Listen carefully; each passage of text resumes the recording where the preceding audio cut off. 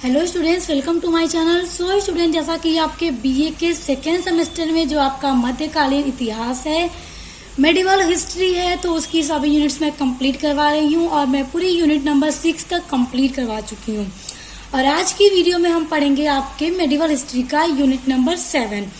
और आपका unit number 7 है मुगल काल में वास्तुकला और चित्रकला का विकास।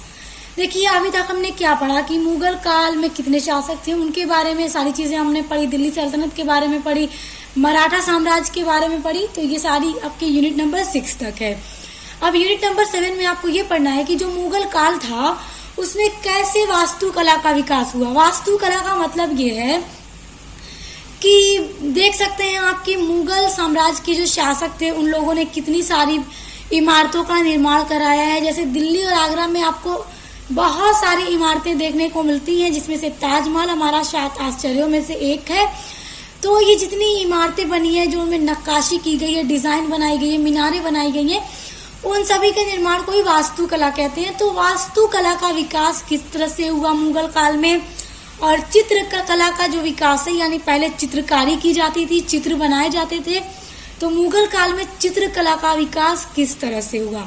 तो आपको अपने इस यूनिट के अंदर मुगल काल के बारे में यही सारी चीजें पढ़नी है। तो आइए पहले हम देखते हैं मुगल काल के वास्तुकला। तो देखिए, मुगलों में भवन निर्माण का सबसे बड़ा प्रेमी शाहजहां था। देखिए, भवन निर्माण, जैसा कि सभी मुगल शासकों ने कुछ न कुछ भवनों के निर्माण कराए हैं, इमारतें बनवाई हैं, तो उनमें से मुगल शासक शाहजहां जो था वो सबसे बड़ा प्रेमी था इमारतें बनवाने का। उसके शासन काल में मुगल वास्तुकला का सबसे अधिक विकास हुआ। वास्तुकला, याद रखिएगा, यहाँ भवन निर्माण की बातें हो रही हैं, इमारतों की बातें हो रही हैं, जो संगमरमर से बनाई जाती थी उस जमाने में, बारीक बारीक नक्काशियां की जाती थी। जैसा आप देख सकते हैं, जब आप दिल्ली गए होंगे, आपने देखा होगा, लाल किला देखा होगा, आप आगरा में ताजमहल देखा होगा, उसमें देख सकते हैं किस तरह से नक्काशी कर करके डिजाइन बनाई गई है। देश की कुछ शानदार इमारतें उसी के शासन काल में बनी, शाहजहां के शासन काल में बनी। देश की ये जो इमारतें हैं, जो प्रसिद्ध इमारतें हैं, विश्व फेमस हैं, उसके जमाने में संगमरमर का बारीक नक्काशी के कामों का, तरह तरह के मेहराबों और खूबसूरत मीनारों का दिल खोलकर इस्तेमाल किया गया। तो आप ये समझ रहे होंगे कि वास्तुकला का विकास किस तरह से शाहजहां के काल में हुआ था, और इतनी सारी इमारतों का निर्माण शाहजहां के द्वारा करवाया गया था। अब हम पढ़ेंगे कि बाबर काल में स्थापत्य प्रमुख इमारतें। हम बाबर से पढ़ेंगे, जो कि मुगल काल का संस्थापक था। तो बाबर के काल में काबुली बाग मस्जिद, जो पानीपत में बना, पानीपत शहर में बना काबुली बाग मस्जिद।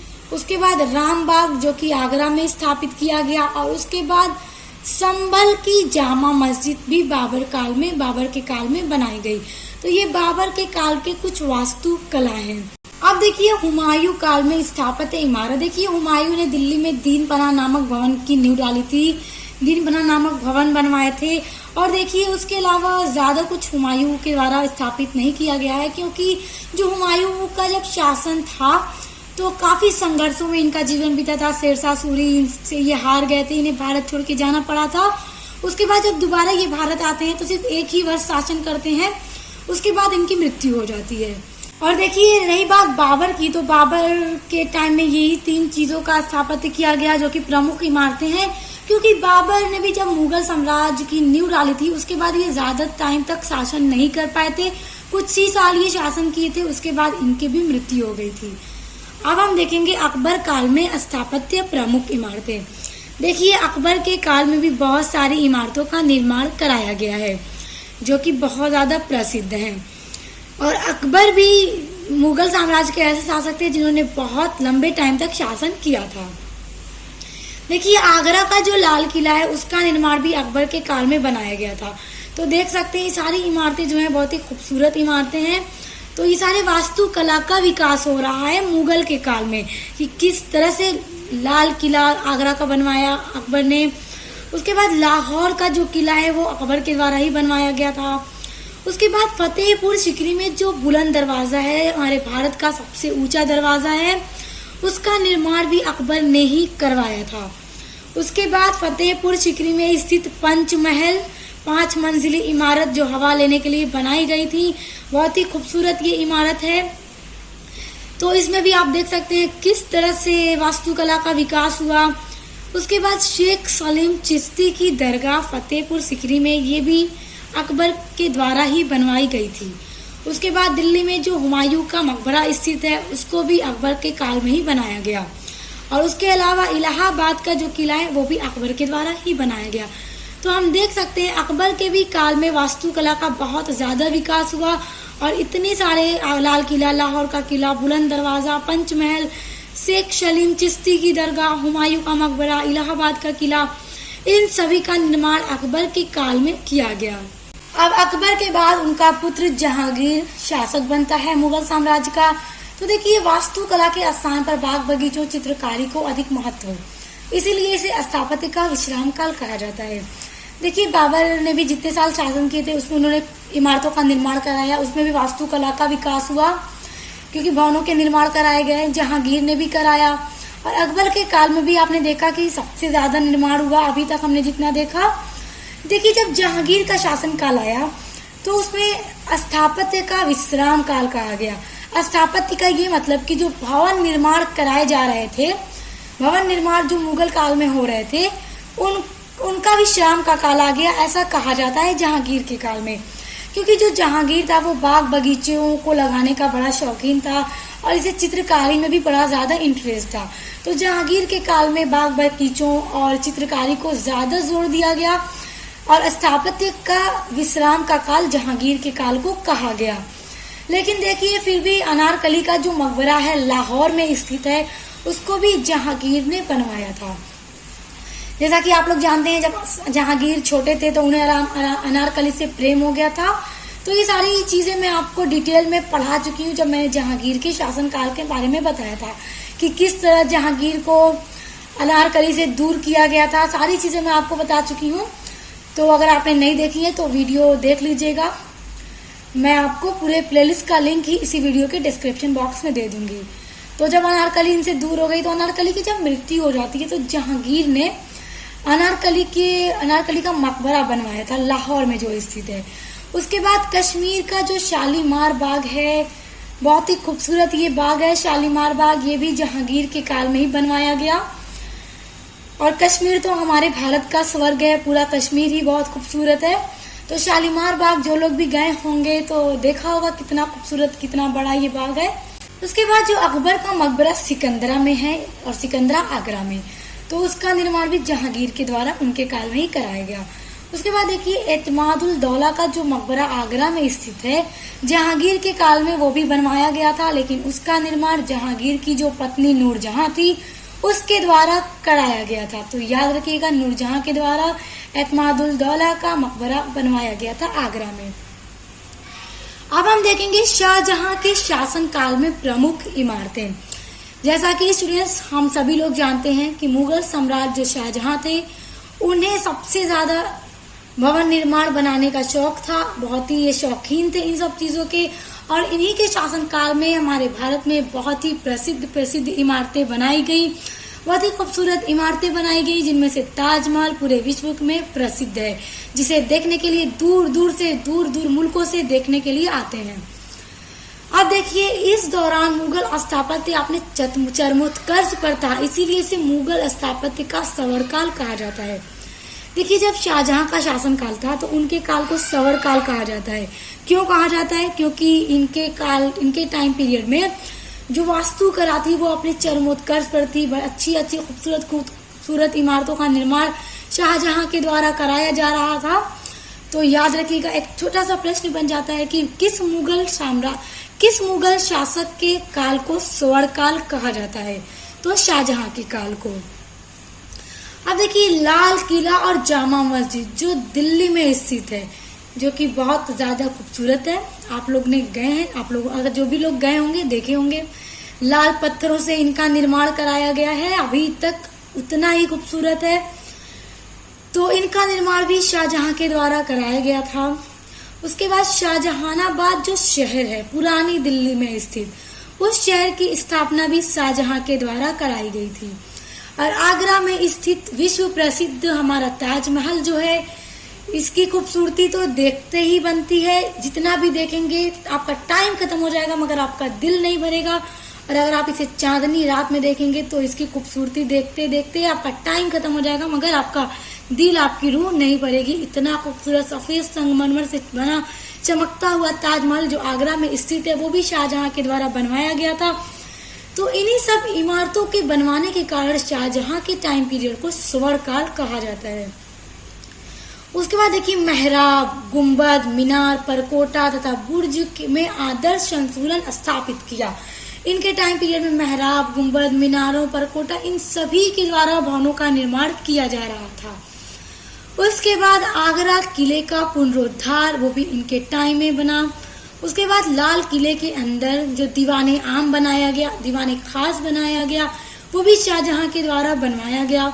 हीरा महल का निर्माण, रंग महल और नौबत खाना आदि इमारतें शाहजहां के टाइम पीरियड में बनवाई गईं। अब देखिए औरंगजेब का काल स्थापत्य की औरंगजेब के काल में क्या क्या इमारतें बनी।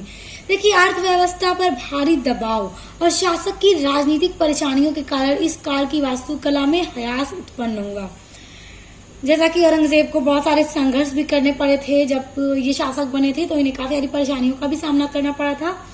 लेकिन देखिए बादशाही मस्जिद जो लाहौर में स्थित है उसका निर्माण भी औरंगजेब के काल में हुआ।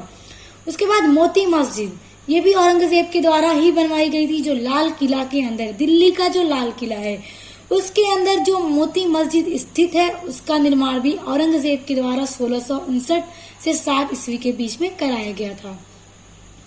उसके बाद महाराष्ट्र में जो औरंगाबाद शहर है उसकी स्थापना भी औरंगजेब के द्वारा की गई और इसीलिए इस औरंगाबाद का नाम भी आप देख सकते हैं औरंगजेब के नाम से मिलता जुलता है।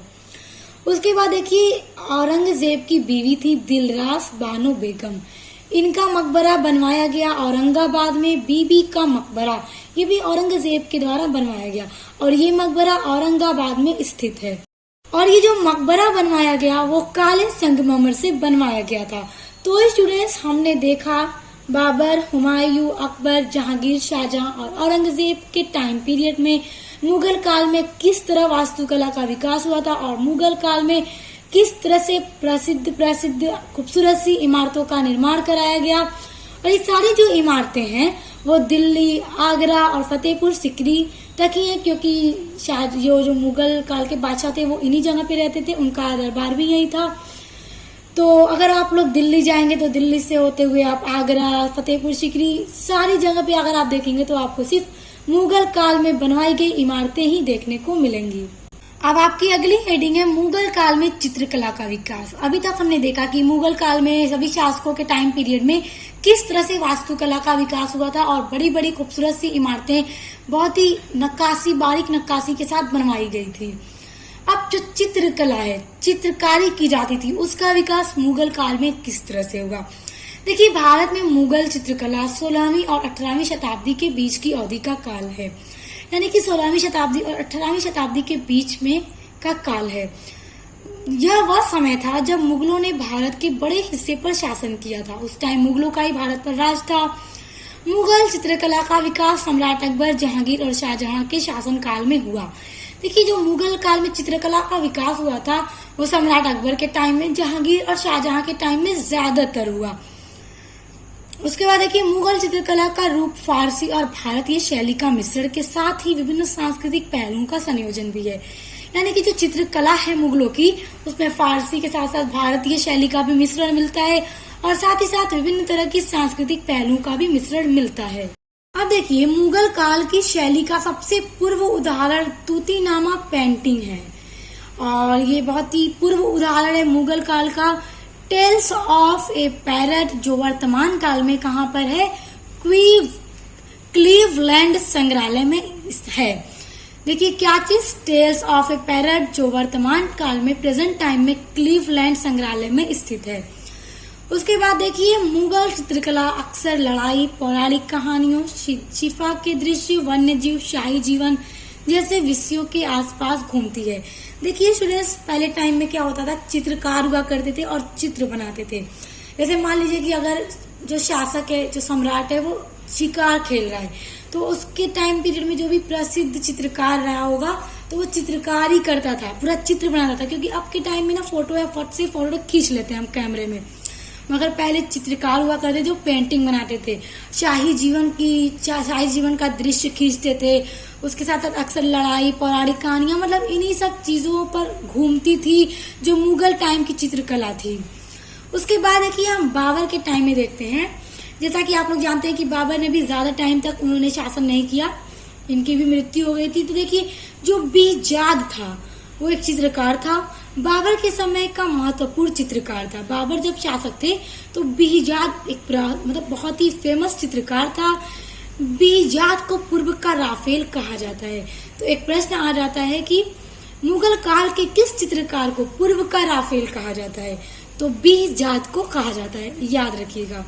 देखिए बाबर के टाइम में अभी मतलब बाबर ने शुरुआत की थी मुगल साम्राज्य की, तो धीरे धीरे ना चित्रकला का विकास हुआ।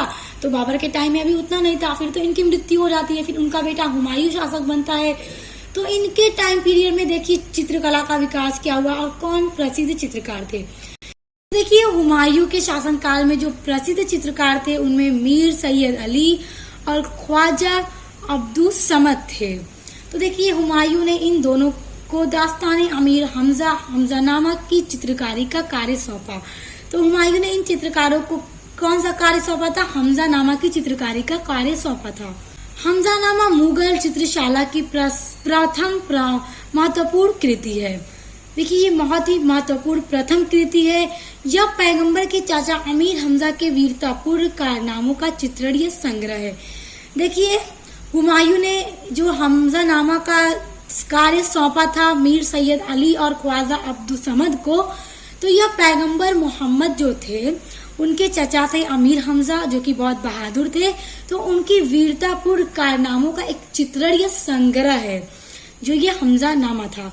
इसमें कुल 1200 चित्रों का संग्रह है। तो ये याद रखिएगा, पूछा जाता है कि हमजानामा कितने चित्रों का संग्रह है? तो 1200 चित्रों का संग्रह है। अब देखिए अकबर के काल में चित्रकला। तो देखिए अकबर के समय में प्रमुख चित्रकारी मीर सैयद अली, दसवंत, बसावन, ख्वाजा अब्दुल समद, मुकुंद आदि थे। देखिए ये सभी चित्रकारों के नाम है जो अकबर के काल में थे। तो बड़े इम्पोर्टेंट हैं ये सारी चीजें। अकबर के टाइम में, बाबर के टाइम में, जहांगीर, यानी सभी शासकों के टाइम में कौन कौन से प्रसिद्ध चित्रकार थे उनके नाम आपको याद रखने हैं। देखिए जो आईने अकबरी है उनमें 17 चित्रकारों का उल्लेख किया गया है। जो अकबर के काल में 17 चित्रकार प्रसिद्ध थे उन्हीं के बारे में उसमें उल्लेख किया गया है, किसमें? आईने अकबरी में। देखिए अकबर द्वारा शुरू की गई सबसे प्रारंभिक पेंटिंग परियोजनाओं में से तूतीनामा महत्वपूर्ण था। यह 52 भागों में विभाजित थी। अकबर के समय में पहली बार भित्ति चित्रकारी की शुरुआत हुई। देखिए भित्ति एक तरह की चित्रकारी है, तो अकबर के टाइम में इस भित्ति चित्रकारी की शुरुआत हुई। तो इस तरह हम देख सकते हैं कि मुगल काल में वास्तुकला के साथ साथ चित्रकला का भी बहुत तेजी से विकास हुआ था। बसावन अकबर के समय का सर्वोत्कृष्ट चित्रकार था। देखिए बसावन जो है वो चित्रकार था जो पेंटिंग बनाता था। तो अकबर के टाइम में ये सबसे सर्वोत्कृष्ट चित्रकार था। अब देखिए हम देखेंगे जहांगीर के काल में चित्रकला का विकास। तो देखिए जहांगीर के काल में, जैसा कि अभी हमने जब वास्तुकला का विकास पढ़ा था मुगल काल का, तो हमने देखा कि जहांगीर के काल में वास्तुकला का विकास का विश्राम का काल कहा गया। यानी कि जहांगीर खुद भी चित्रकारी का प्रेमी था, शौकीन था। तो इसके टाइम पीरियड में ज्यादा चित्रकारी का विकास हुआ। देखिए जहांगीर के समय प्रमुख चित्रकारों में फारूक बेग, दौलत, मनोहर, बिशनदास, मंसूर एवं अबुल हसन थे। देखिए ये सभी जहांगीर के काल के प्रसिद्ध चित्रकार हैं, तो इनका नाम आपको याद रखना है। अब देखिए फारूक बेग ने बीजापुर के शासक सुल्तान आदिल शाह का चित्र बनाया था। देखिए बीजापुर का सुल्तान था आदिल शाह। तो आदिल शाह का चित्र बनाया था किसने? फारूक बेग ने, जो कि जहांगीर के काल का बहुत ही प्रसिद्ध और प्रमुख चित्रकार था। तो याद रखिएगा किसने बनाया था आदिल शाह का चित्र? फारूक बेग ने। अब देखिए जहांगीर के समय को चित्रकला का स्वर्णकाल कहा जाता है, क्योंकि जहांगीर के टाइम पीरियड में वास्तुकला से ज्यादा चित्रकला का विकास हुआ था। तो जहांगीर के काल को चित्रकला का स्वर्णकाल कहा जाता है। और शाहजहां के काल को स्वर्ण युग कहा जाता है, मुगल का स्वर्ण युग, क्योंकि उस टाइम ज्यादा वास्तुकला का विकास हुआ था, ज्यादा भवन और इमारतों का निर्माण कराया गया था। तो आपने ये याद रखना है, जहांगीर के काल को चित्रकला का स्वर्ण काल और शाहजहां के काल को मुगलों का स्वर्ण काल कहा जाता है। अब देखिए, जहांगीर ने हस्तलिखित ग्रंथों के विषय वस्तु को चित्रकारी करने के पद्धति को समाप्त किया। कौन सी पद्धति? हस्तलिखित ग्रंथों में विषय वस्तु की चित्रकारी की पद्धति को समाप्त कर दिया, खत्म कर दिया, और उसके स्थान पर छवि चित्रों, प्राकृतिक दृश्यों की पद्धति को अपनाया था। अब देखिए, अबुल हसन जो कि जहांगीर के काल का बहुत ही प्रमुख चित्रकार था, जो पेंटिंग बनाता था, तो उसने तुजुके जहांगीरी, जो कि जहांगीर की आत्मकथा है, इसके मुख्य पृष्ठ के लिए चित्र बनाया, जो कि मेन जो पेज थे, तो उनसे रिलेटेड चित्र भी अबुल हसन ने तुजुके जहांगीरी में बनाया है। तो इस तरह हम देख सकते हैं जहांगीर के काल में चित्रकला का ज्यादा विकास हुआ था। अब हम देखेंगे शाहजहां के काल में चित्रकला का विकास कैसे हुआ। तो देखिए, शाहजहां के समय में आकृति चित्र और रंग सामंजस्य की में कमी आ गई। ये जो आकृति चित्र बनाई जाती थी, पेंटिंग बनाई जाती थी, उन सब में शाहजहां के काल में कमी आ गई थी। उसके काल में रेखांकन और बॉर्डर बनाने की उन्नति हुई। तो किस काल में? शाहजहां के काल में किसकी उन्नति हुई? बॉर्डर बनाने और रेखांकन बनाने की उन्नति शाहजहां के काल में हुई थी। देखिए, अनूप, मीर हासिम, मोहम्मद फकीरुल्लाह, हुनर मोहम्मद, नादिर, चिंतामणि प्रमुख चित्रकार थे। देखिए, ये सभी प्रमुख चित्रकार थे शाहजहां के टाइम पीरियड के। तो आपको हर शासक के टाइम में जो भी चित्रकार थे, उन सभी के नाम आपको याद रखने हैं, क्योंकि छोटे छोटे जो प्रश्न पूछे जाते हैं उनमें ये सारी चीजें पूछी जाती हैं। और अगर लॉन्ग में आपको पूरे का मतलब वर्णन करने के लिए कह दिया जाए कि मुगल काल के ही चित्रकला वास्तुकला का वर्णन कीजिए, तो आपको ये पूरा लिखना होगा। अब देखिए, शाहजहां एक विख्यात चित्र भारतीय संग्रहालय में उपलब्ध है। देखिए, शाहजहां का एक चित्र है, शाहजहां का वो बहुत ही विख्यात चित्र है, बहुत ही फेमस चित्र है। शाहजहां का वो जो पेंटिंग है, वो भारतीय संग्रहालय, जो भारतीय म्यूजियम है, उसमें उपलब्ध है। क्या चीज? शाहजहां का चित्र, जिसमें शाहजहां ने सूफी नृत्य करते हुए दिखाया गया है कि शाहजहां उस चित्र में क्या करें, जो सूफी नृत्य है उसको करते हुए शाहजहां को उस चित्र में दिखाया गया है। और वो चित्र कहाँ है? भारतीय संग्रहालय यानी म्यूजियम में। अब देखिए, शाहजहां के जो भी चित्र बने उन सब में प्राय उसने सर्वोत्तम वस्त्र और आभूषण धारण किए चित्रित किया गया। देखिए, पहले के टाइम में बादशाह क्या करते, अपना चित्र बनवाते थे, क्योंकि कैमरा तो होता नहीं था कि फोटो खिंचवा लेंगे। अब तो सट फोटो क्लिक करते हैं सभी लोग।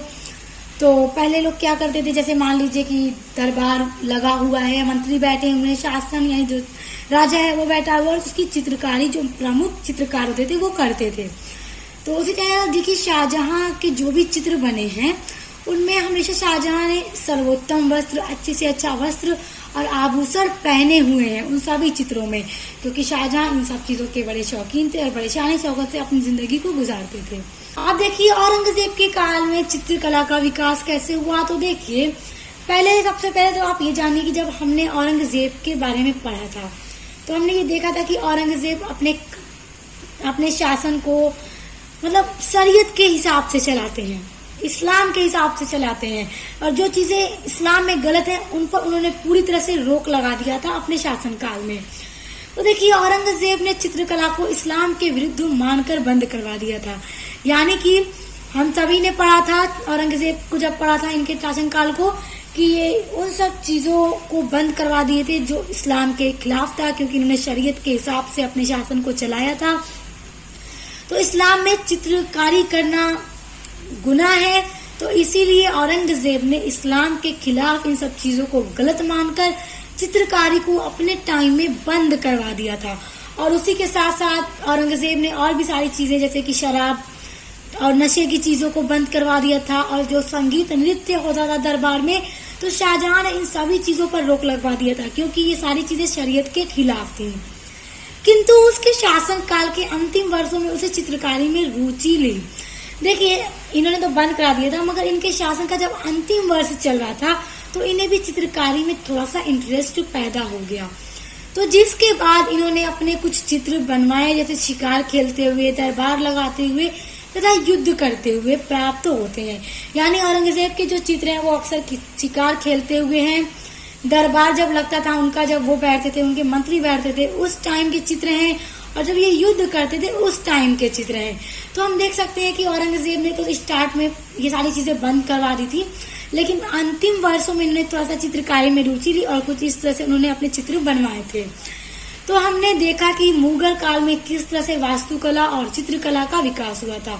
तो मुगल काल में वास्तुकला का भी बड़ी तेजी से विकास हुआ था और चित्रकला का भी बड़ी तेजी से विकास हुआ था। तो उम्मीद करती हूँ हर चीज आपको समझ में आ गई होगी। तो यूनिट नंबर 7 तक एक टॉपिक आपका पूरा कंप्लीट हो गया। अब बस आपकी एक यूनिट रह गई है, यूनिट नंबर 8। अब उसको भी 1-2 दिन के अंदर मैं खत्म करवा दूंगी, फिर आपका ये पूरा सिलेबस कंप्लीट हो जाएगा।